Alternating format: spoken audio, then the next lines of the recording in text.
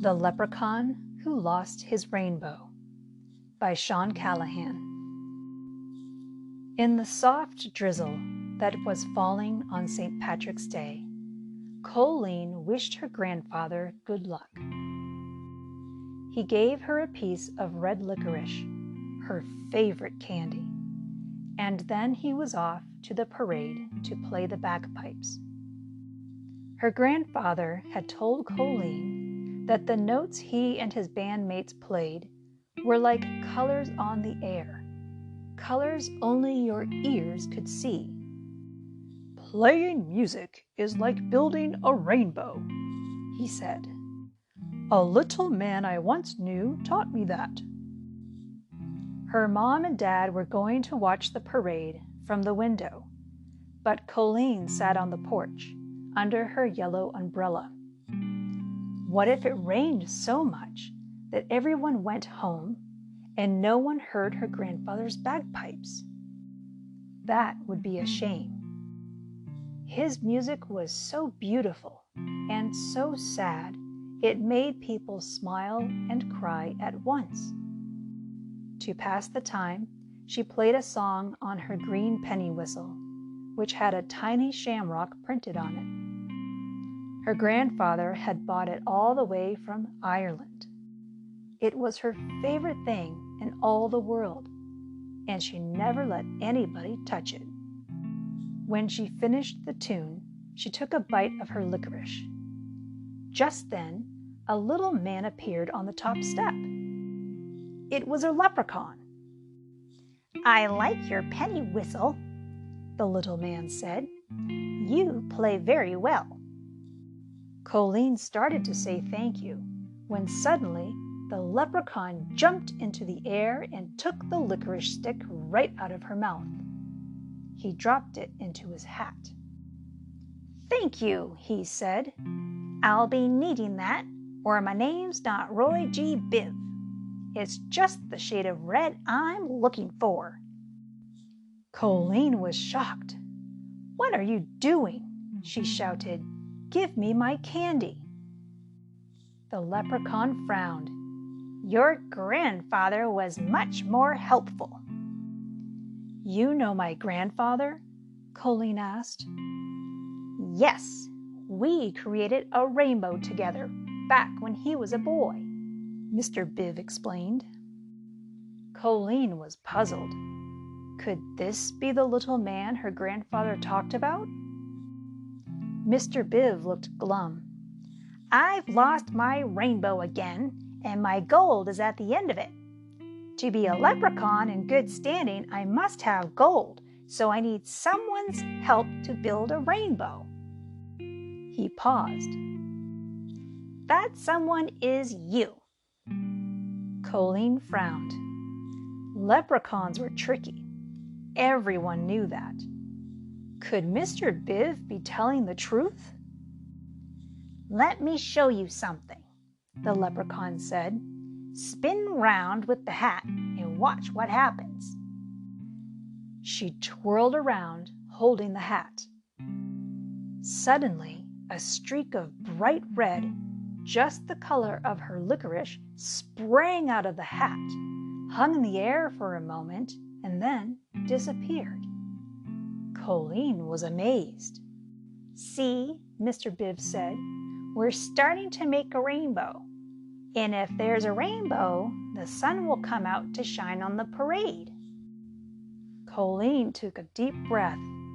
"What do we do?" "For every color, I need something that belongs to you. Something red, orange, yellow, green, blue, indigo, and violet." Colleen looked around. There was her new orange basketball. She hated to give it up, but she tossed it into Mr. Biv's hat. Immediately, an orange streak shot up. She gave him her yellow umbrella. Yellow curved under the orange.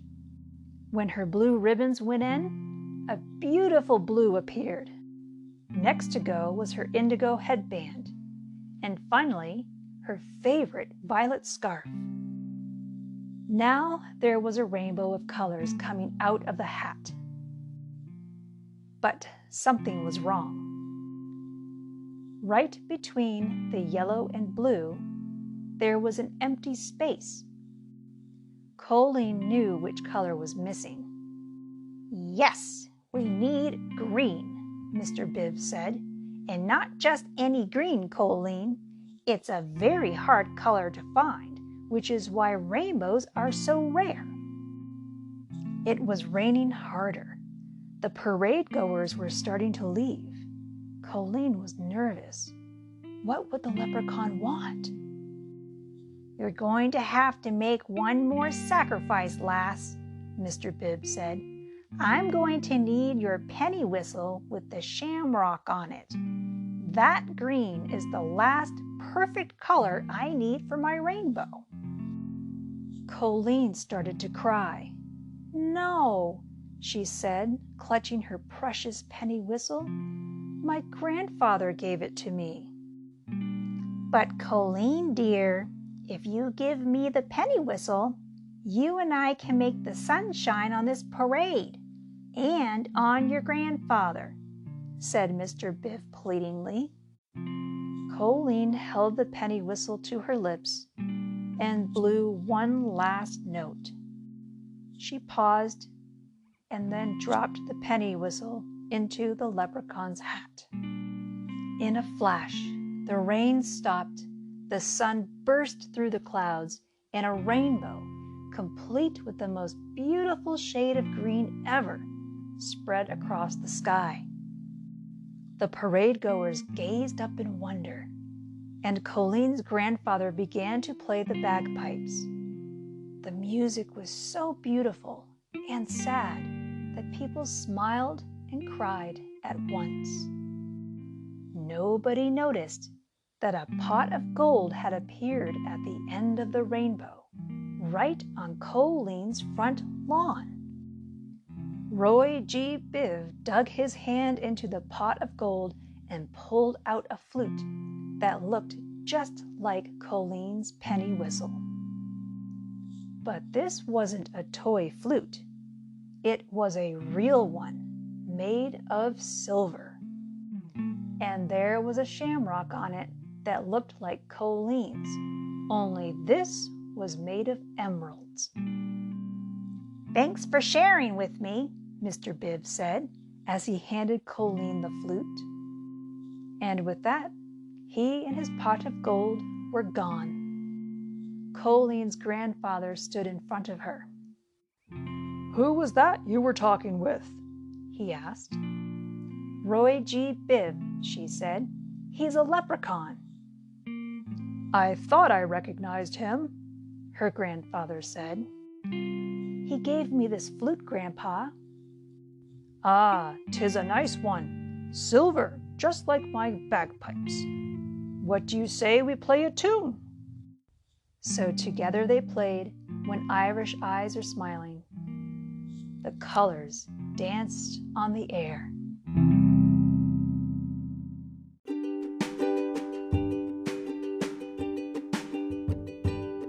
Thanks for listening.